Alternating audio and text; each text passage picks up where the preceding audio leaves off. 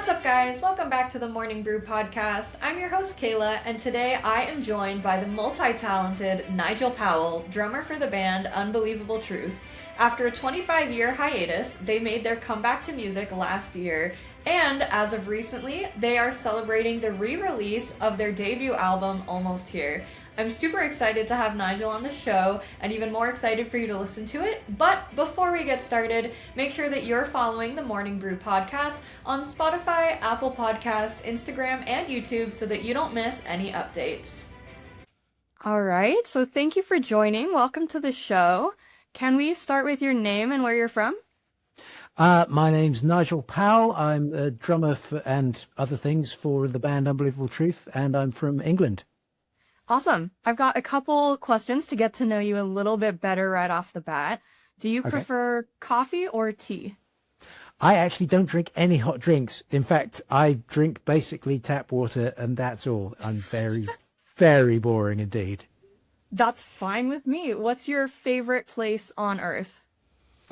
Ooh, I mean, this is going to sound really soppy, but anywhere that I'm cuddled up with my wife is the best place on the planet.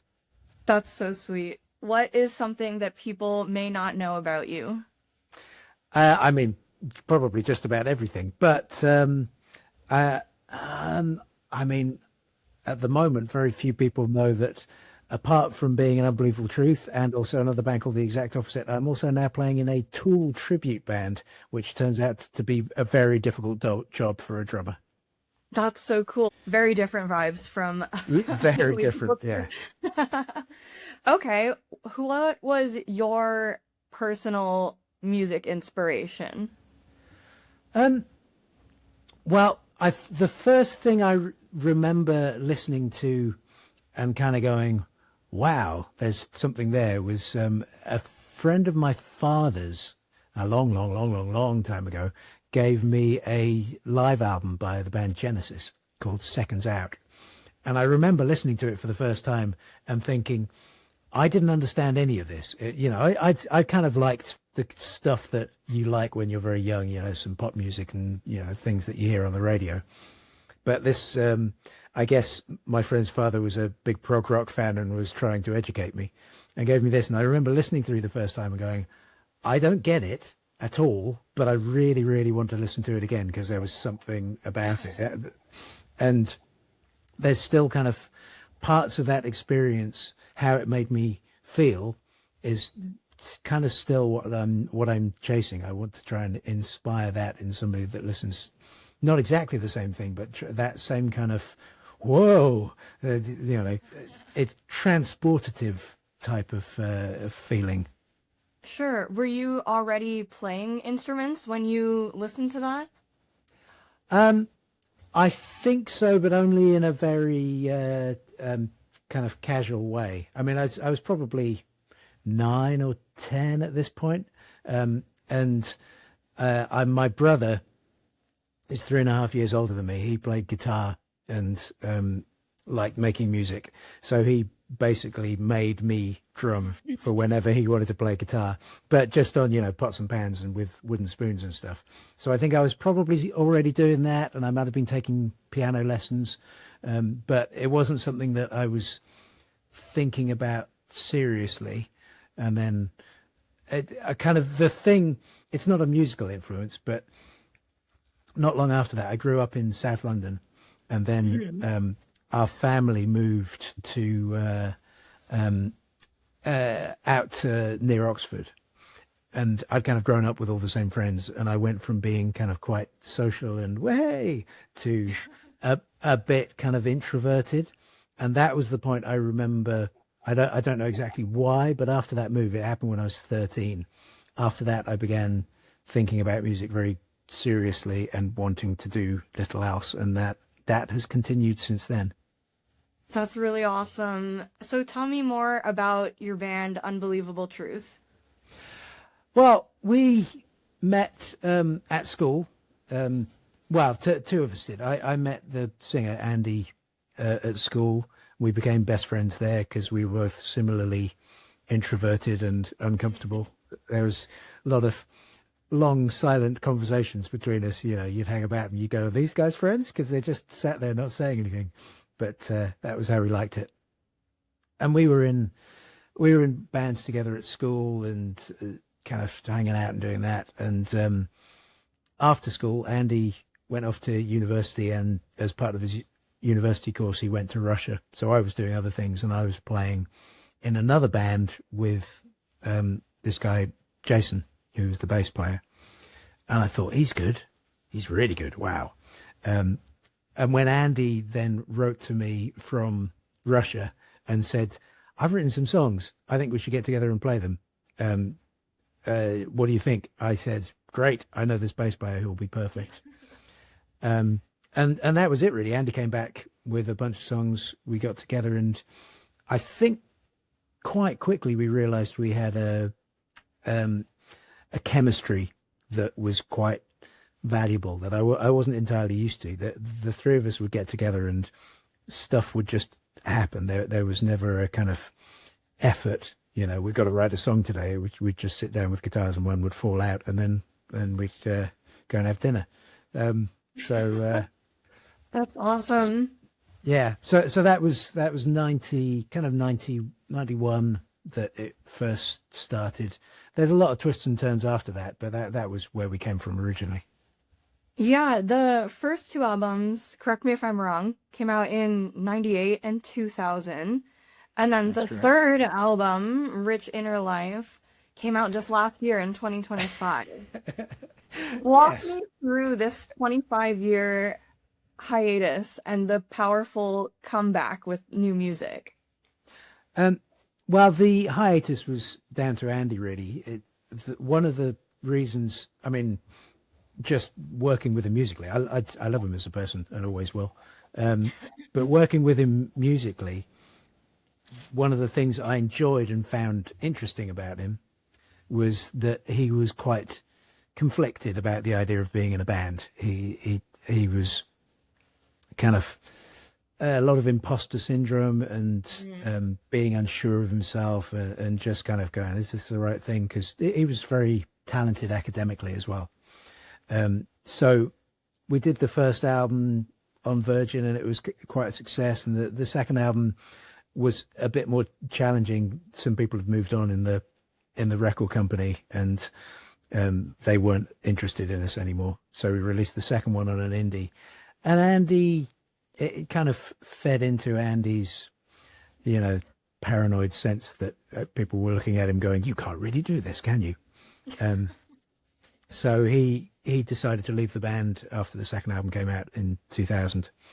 And that was that. I went on and did a whole bunch of other things, as did Jason.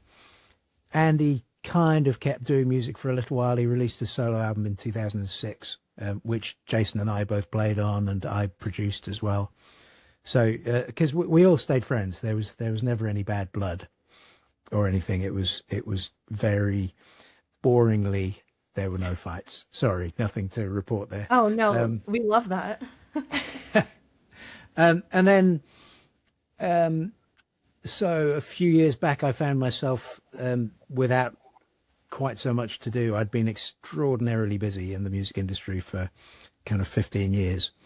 And then after the pandemic, things were quiet. And initially, I suggested, "Do you want to get together and do a gig for the 25th anniversary of the first album?" And everybody went, "Yeah, that sounds good." And that was gratifying in a way, because we didn't know if anybody would even remember us, and we put it on sale and it sold out in 2 minutes. And I was like, "Oh, okay." But as soon as we got together to start rehearsing for this gig, it was the three of us in a room together, and new songs just started falling out of us again. And I think even by the time we got to do the gig, we kind of were more interested in the idea of writing new things, because it was exciting and we all felt inspired. So yeah, that the long gap was, you know, just, I guess, getting ready for to come back with an even better album or something. I mean, you kind of answered it a little bit with the songs just sort of happening on their own, and you guys all staying friends. Did the writing process or the dynamic change at all, in your opinion, within from 2000 to like 2025? It was slightly different. I think I didn't realize how different it was until we got into writing what's going to be our next record. But Andy, back for the first two records, Andy had much more influence on the songwriting. He was coming up with ideas and bits that we would all kind of work on. But he was less confident, so there was more of an emphasis on stuff that I was kind of starting, if you see what I mean, which I think on the record you can hear it's kind of a little bit more piano based perhaps than the first two. And that's, I tend to write a little bit more on piano than I do on guitar. So there was a slight difference in balance rather than approach, I suppose. But it was quite subtle, and it's been really exciting since the album came out, and we've been writing new stuff, and Andy has got his groove back, and now he's just firing out songs left, right, and center. You can't stop him. Yeah, so Jeff Thomas from 15 Minutes of Fame, he was just absolutely gushing about you guys on my podcast earlier this year, and he was so excited that you guys were coming back. So definitely, he's a lovely guy. Matters to people. Yeah. I'm glad, and Jeff's a lovely guy, and it's really kind of heartening to get out there and find that there are people who it feels, I guess when you get into this point of life, it feels like you can fool yourself that things in your past were important when actually they weren't. But it's nice to kind of reappear and people to go, no, I'd really like that album. It's totally underrated. What are you doing? Come back. Yeah. Hey. Does that help at all with Andy's imposter syndrome? Or to some extent, I think, but I think it's more just a case of experience. And I mean, part of his process of kind of coming back to this and feeling better about it has been watching, he's got kids now, and watching them, they're really enthusiastic about music and singing and creative things. They're both great kids. And I think for him, watching them have that pure kind of innocent excitement about it has reminded him that you don't have to be all kind of tense and internalized with everything that's happening. Sometimes it's just amazing fun that you can make music and sing it, and he loves to sing, and it's reminding him of that. So I think that's probably the main thing that's relaxing him and making him go, yeah, I can do this. oh, that's sweet. That makes me really happy. Today, the debut album, Almost Here, is reissued on vinyl, which is super exciting. What brought about the decision to reissue this album? As soon as we started playing again, there were fans saying, I'd really like the album on vinyl. It came out on vinyl back in 1998, but it's long since sold out, and it's, quite expensive if you want it on eBay. So from the beginning, we had people saying, can you reissue this? And we thought it was a good idea. In fact, we tried to do it for the 25th anniversary gig, but not wanting to bore you with industry stuff. But we were signed to a company called Virgin Records, and then they got absorbed by Universal Music.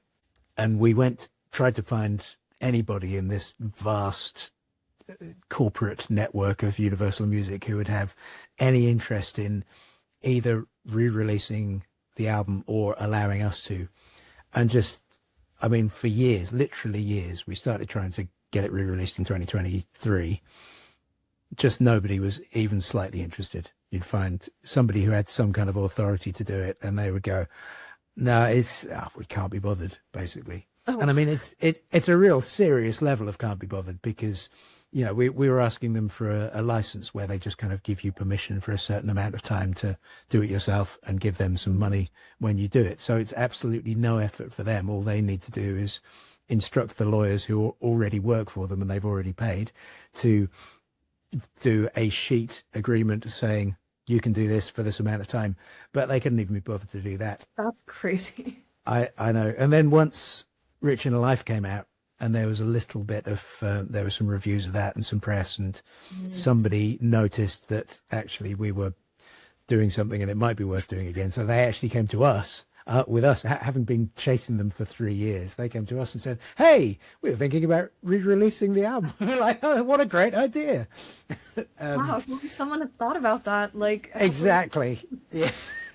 So, and we said to them, look, if you're going to do it, we'd really like to, you can put it out the original version, but we'd like to do a deluxe double version as well, because we... Sorry, can you hear my cat like running around the apartment? Excellent. My cat's just over here as well, was just rolling about on one of my keyboards, but I ignored her, so there. Dude, my cat has the zoomies right now. She's sprinting back and forth. Amazing. Well, I hope it doesn't destroy your podcasting setup, but... we asked if they would do a 2-disc version, because we were always quite prolific, and there were lots of B-sides from that time that we were really proud of. And there was also one track which ended up being Andy's favorite, called From This Height, which ended up only on the Japanese release of the album. So you couldn't even get it on streaming or anything over here. So we wanted that to be available. So and they said, yeah, sounds like a good idea. And here it is, out today after a couple of weeks delay from when they told us it would be. Hooray! That's super cool. I'm sure if I asked Jeff, I could get a fan perspective about this question, but I'd love to get your perspective as the artist. What do you think it is about this album that holds such a special place in people's hearts? I don't think it's particularly mysterious, because it's the same as any music. It's just about how it makes somebody feel. And I think we do have it's not something that we try to do, but our natural way of writing does seem to come out in a particular way that it kind of sounds like a sad song, but when you listen to it, it's both sad and uplifting at the same time. Somebody from one of our Oxford local music papers described it as euphoric melancholy, which I thought was a good phrase. And I mean, I get that. I always feel like music like that is the kind of thing which, when you get it, and it's your, and it speaks to you, it can make people feel less lonely in their internal world, if you see what I mean. It's something that can get inside you and go, it's okay, feelings are okay, and what you're feeling is okay, and try not to worry. It's kind of like a musical hug. Oh, that's so nice. I love music like that. So 28 years later, what are you most proud of with this record? I'm going to end up answering this the same as I answered the last one, but how it made people feel is, that's the main achievement of it. I liked the process of making it. I ended up producing the record, which wasn't initially my intention. We didn't kind of march in going, Nigel must produce it. We were trying to find a producer for ages and couldn't find anybody who seemed to have the right vibe. And then our guy at the record company, after yet another failed interview with somebody, said, Nigel, why don't you produce it? I really like how the demos sound. And I went, okay. Yeah. So I'm proud that, as a first piece of proper studio work, it seemed to come out quite well. But really, that kind of technical stuff, you can have a kind of a masculine pride in, let's say. It's like, look at this big thing that I have lifted. But I prefer the kind of pride where it's like, this thing that I have done has made somebody feel something. When people come up and say, I was having a really dark time, and when this album came out, it really helped me, that's worth a billion times more than somebody going, I thought the snare drum sound you got was incredible. That's super cool. That makes a lot of sense. I have a lot of songs that I'm like, yeah, this one saved my life for sure. Just keep those in a little special place. So Yeah. that's really nice that people are able to tell you about that themselves, and that makes me happy. Is there currently anything new on the horizon for you guys? Well, yes, as I've hinted, we're actually I mean we've got some live dates and things coming up anyway as bands do, but our main focus this year has been writing, and we have written a lot, and we're really excited by how it's sounding. So I think the idea is to try and get it recorded over the summer, and then have something out, maybe a song or two out before the end of the year, but looking for the album to come out sometime next year. But I mean, at the moment, it's a lot more than one album's worth of material that we've got. So, So this is where you have to narrow it down to. well, maybe. I mean, there's part of, I think if we had like a huge record company who was going to go Shazam and throw something out to the world with huge fanfare, then we might kind of pare it down. But at the moment, there's nothing that we don't like. And I think we're more of the idea that we just want to get the whole breadth of it out, because there's some stuff which sounds kind of quite typically, hey, I'd recognize that as Unbelievable Truth. And then there's some stuff which is, kind of to either side. It's a little bit weirder, or it's a little bit kind of sounds a little bit more like a gospel choir or something like that. So I think, at the moment, the idea is let's just put it all out. We're going to be dead soon, whatever. So, Might as well. yeah, exactly. I think that would be really cool, honestly, if you do like a 4-disc extravaganza. I don't think we'll put it out all at once like that, because even the bands I really love, I've never come across a double album that I haven't secretly thought to myself, guys, this probably could have been a single album, couldn't it? So I think we'll probably do it like an album, and then a few months later another album, and then a few months later another album. So Big year then. possibly, but we'll see what happens. The best, everybody's plans sound amazing until they meet reality, and then everything explodes. So Ain't that just the way? So, Nigel, my last question for you. Oh, hi, Kitty. this is What is Princess this Peach. name? Princess Princess Peach. Peach. Yeah. Oh, goodness. Hi. I can't see her right now, but my cat Cinnamon is just right over there. Hi, Princess Peach.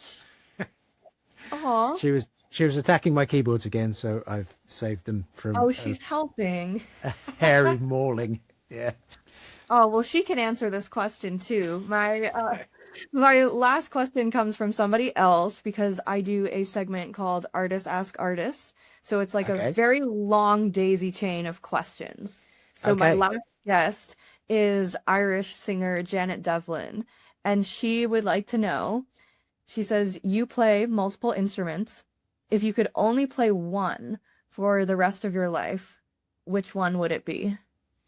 I'm afraid that's an easy one, because it's drums. I started with drums really kind of seriously, and it's the thing I'm best at. I mean, I have kind of my own amount of imposter syndrome to varying degrees of things, but with drums, I've got to the point now where I know what I don't know. I'm kind of I think every time you learn something, when you get to kind of a point of being quite good at something, you know that there's a whole vast amount of stuff that you don't know.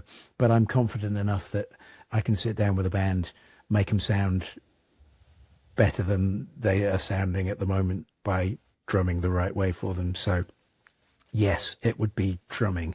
Thank you, Janet Devlin, for an excellent question. See, this is interesting because she was like, oh, I would put money on that he's going to say piano, but tell me if he says something different. And I was like, oh, interesting. Yeah, I Because, mean, I love piano. I spend a long time, sitting playing endlessly.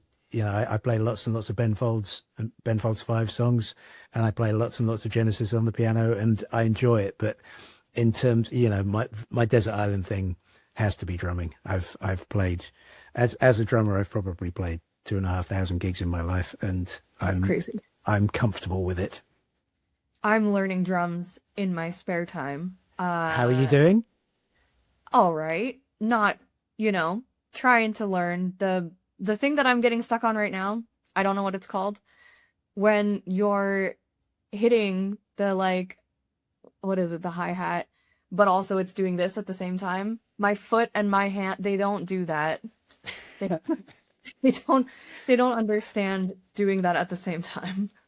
I mean, it is one of those things that practice makes perfect. My wife seems to find it fascinating watching me when all of my limbs are doing different things at the same time, and she's like, "How do you do that? How do you even walk after doing that? Doesn't it get confusing?" Yeah. Every other limb separation works good enough, but that one, I have like a mini stroke. I'm like, I can't do that. There are certain things. I know when I'm trying to play some of these Tool songs, I can kind of visualize a CPU meter in my head that's slowly getting over into the red, and like if it goes on too long, the whole thing just crashes. Blue screen of death. But yeah, I'm confident that there's like smoke coming out of my ears. I mean, I feel like that quite a lot when I'm drumming anyway, but I actually kind of enjoy that challenge when it's getting that way, and also I enjoy the other challenge of something being technically very simple, but it has to be played in a very specific, nuanced way in order for it to feel right. There's a kind of whole layer of different challenges, musical challenges as a drummer. People just think we sit at the back and batter things, but no, we are musicians too. There's science to it, and we hit things. Yeah, I mean that is part of it, and it's enjoyable. It's therapeutic. That's what I use mine for. I get frustrated Absolutely. when I go hit something that's not going to break. Yeah. I mean, I think it's no wonder that Dave Grohl is such a calm man in normal life, because when you look at how hard he hits the drums, he's getting everything out when he's doing that. It's fine. That makes a lot of sense. So before I forget, you can now ask anything for my next guest, but I don't know who it is yet, so there's no. You don't know who it is yet? Oh no! I mean, it sounded like Janet Devlin had a kind of heads up as to a good question to ask me. All right, let me think. Well, I mean, it's probably something that comes up a lot, but as a discussion point, I, Nigel Powell from Unbelievable Truth, multi-instrumentalist, would like to ask your next guest what their opinion is on AI's role in actually creating music, and how they feel how that will look in 5 years' time. Okay, interesting. I have my opinions, but we will see what they say. Yeah, I mean that could take up like most of your podcast. I think it's not a small question. I know, right? Like, what's your favorite color? No, okay.